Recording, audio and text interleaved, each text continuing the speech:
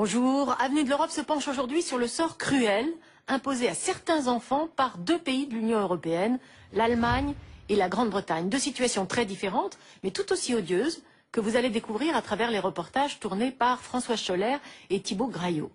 Outre-Rhin, les autorités font tout pour que les enfants de divorcés, dont l'un des deux parents est allemand, restent en Allemagne. Outre-Manche, ce sont les services sociaux qui enlèvent, contre leur gré, la progéniture des couples fragiles pour les proposer à l'adoption.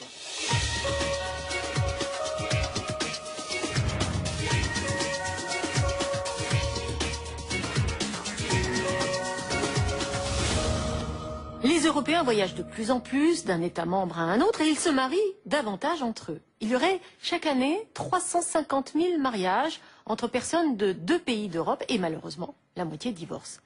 14 pays viennent de se mettre d'accord sur les modalités de garde des enfants de binationaux, mais la loi n'est pas encore appliquée.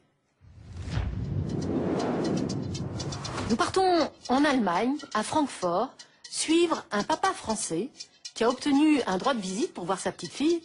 Enfin, c'est ce qu'il croyait.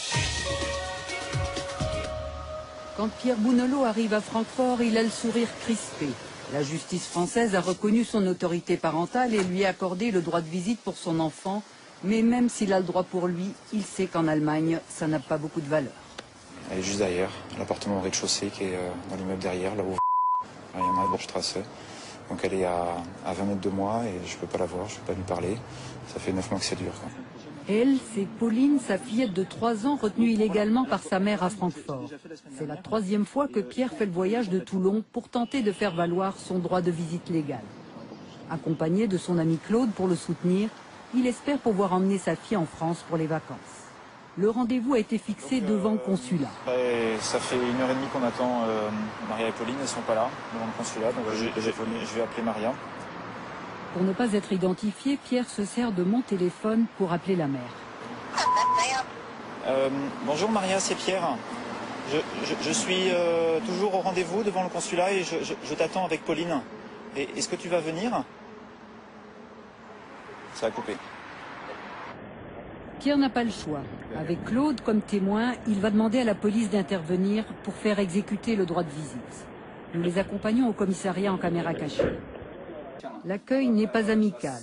L'agent de service refuse d'appliquer le règlement européen, mais dans le doute, téléphone quand même à sa hiérarchie. La réponse est un coup de massue pour Pierre. Le tribunal a décidé la veille de lui retirer tous ses droits parentaux. C'est impossible, je ne suis pas du tout au courant. Oui, et bien maintenant vous êtes au courant. Je viens de vous informer de ce qui a été décidé. C'est dit. Ce n'est pas du tout réglementaire. N'insistez pas. À votre place, je partirai rapidement, car je le répète, c'est une tentative de pression. Vous voulez vous servir de la police pour détourner une décision du tribunal en votre faveur. Ça se fait peut-être en France, mais pas ici, pas en Allemagne. Compris ?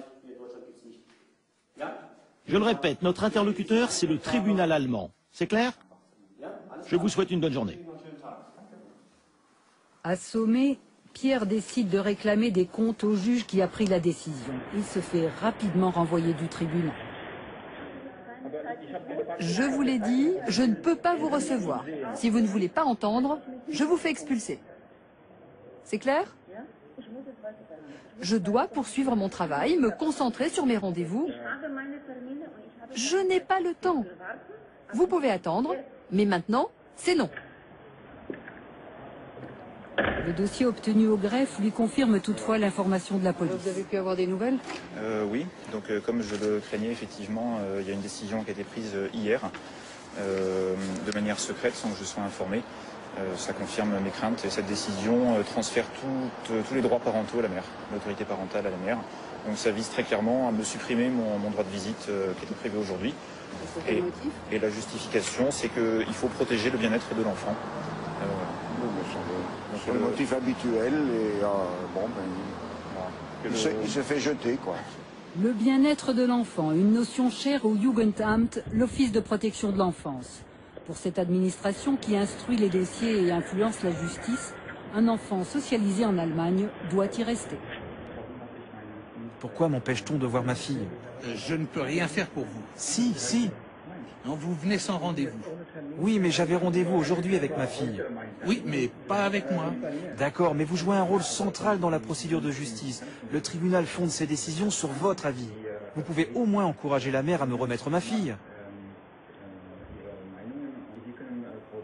Non, parce que nous sommes nous-mêmes d'avis que cette remise ne doit pas avoir lieu. Ah bon? Vous estimez donc qu'une décision de justice française doit être enfreinte? Je suis d'avis que seules les décisions allemandes sont valables ici. La messe est dite. Même le consul de France à Francfort refuse d'aider Pierre à faire respecter ses droits en Allemagne. Son explication, dictée par le ministère des Affaires étrangères, signe le manque de volonté politique. Parfois, les familles ont du mal à comprendre que nous ne refusons pas une aide, mais tout simplement, lorsque nous n'accédons pas à une demande particulière, c'est parce que cette demande n'est pas dans le champ de l'aide que nous pouvons apporter. Pierre veut quand même apercevoir sa petite fille. Pour éviter l'arrestation immédiate pour enlèvement d'enfants, il charge Claude d'aller sonner à la porte et d'embrasser Pauline pour lui. Je peux lui dire en allemand, elle comprendra mieux parce que je pense qu'elle a dû oublier un peu le français. Je suis un ami de son papa. Voilà, c'est son passeport. Bien. Je vais me charger de ça, j'espère que ça va marcher. Mais ça prend au trip. Ouais. Incroyable. Incompréhensible. Allez, Merci. on essaye.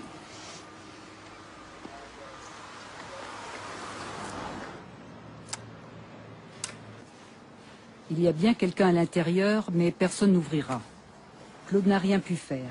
Atterré, il rend le passeport à Pierre, dégoûté par ce système bien huilé où les administrations travaillent main dans la main pour organiser la rupture avec le parent étranger. Ils ont même fait un faux passeport allemand avec un autre nom.